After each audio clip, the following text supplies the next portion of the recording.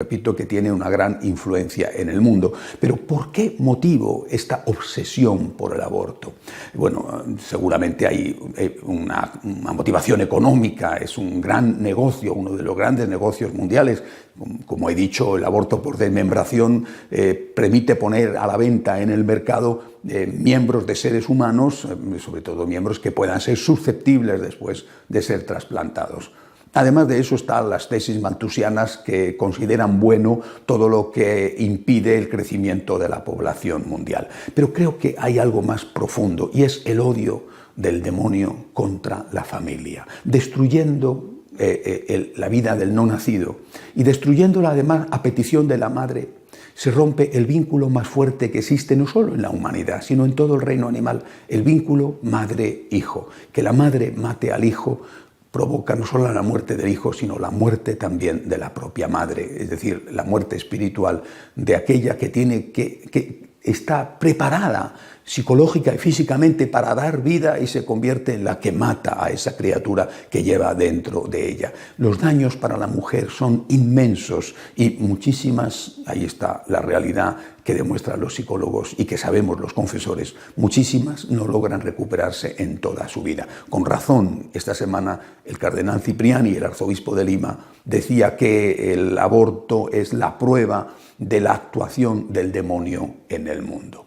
¿Cuál ha sido la postura de los católicos? Por ejemplo, en Estados Unidos. Los católicos en Estados Unidos fueron tradicionalmente votantes del Partido Demócrata. Eran fieles demócratas, fieles votantes del Partido Demócrata, porque el Partido Demócrata era el partido que apoyaba a los emigrantes y que apoyaba a las minorías. Y ellos, italianos, irlandeses, polacos, eran emigrantes y eran los pobres del país en ese momento junto con la minoría afroamericana. Bueno, pues esto se mantuvo durante muchísimos años sin crear ningún tipo de problema. Pero a raíz de la aprobación de la ley del aborto, después del conflicto en Roe contra Wade en 1973, a raíz de eso, muchos católicos empezaron a plantearse si podían seguir votando a un partido, el demócrata, que se había hecho líder de no solamente la aprobación del aborto, sino la extensión de las condiciones para que se pudiera abortar,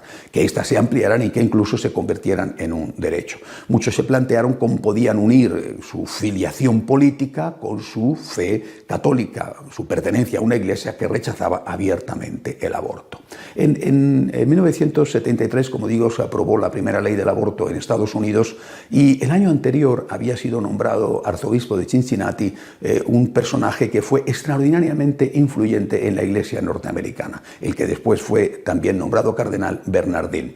Bernardín de Cincinnati pasó a la importante ciudad de Chicago y marcó, pertenecía al sector más liberal progresista de la iglesia católica en ese país y marcó no solamente la vida de la iglesia en Estados Unidos, sino también la relación política entre los católicos y el Partido Demócrata, porque él estableció la llamada tesis de la túnica inconsútil, así se conoce al vestido que llevaba nuestro Señor el Viernes Santo y que según la tradición había sido tejido de una sola pieza por la Santísima Virgen. Bernardín, el cardenal Bernardín, lo que decía era que había que defender efectivamente la vida humana desde la concepción hasta la muerte natural, pero que en ese arco de la vida humana no solamente estaba la cuestión del aborto, sino lo que se hacía por aquellos que ya habían nacido, lo que se hacía por los más pobres, por los refugiados, por los inmigrantes, por las minorías, por los obreros, bueno, y que en el conjunto era más lo que se hacía a favor de la vida de parte del Partido Demócrata que de parte del Partido Republicano. Y por lo tanto, aunque el Partido Demócrata era cada vez más pro-abortista, por lo tanto, decía el cardenal Bernardín con esa tesis de la túnica inconsútil, por lo tanto se podía seguir votando al Partido Demócrata por parte de los católicos y por parte de los católicos practicantes. Esta tesis, desde luego, ha sido la que aún en Estados Unidos y en otras partes del mundo sigue teniendo una gran influencia. Pero en este camino se encontraron, primero con la oposición de los dos papas de finales del siglo XX, San Juan Pablo II y después Benedicto XVI, países y se han encontrado, para su sorpresa y probablemente para su disgusto, se han encontrado con las posturas del Papa Francisco. Es decir, este sector liberal progresista muy influyente en Estados Unidos y en el conjunto del mundo, dentro de la Iglesia Católica, se ha encontrado con que el Papa Francisco es abiertamente enemigo declarado del aborto.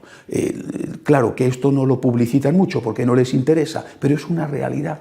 El Papa Francisco está claramente en contra del aborto y lo ha dicho además en muchísimas ocasiones, por ejemplo, en la exhortación apostólica Amoris Laetitia, pero estas cosas, ellos, que son los que dominan los grandes medios de comunicación, prefieren mantenerlas escondidas, aunque poco a poco estas cosas afortunadamente se van conociendo. Por ejemplo,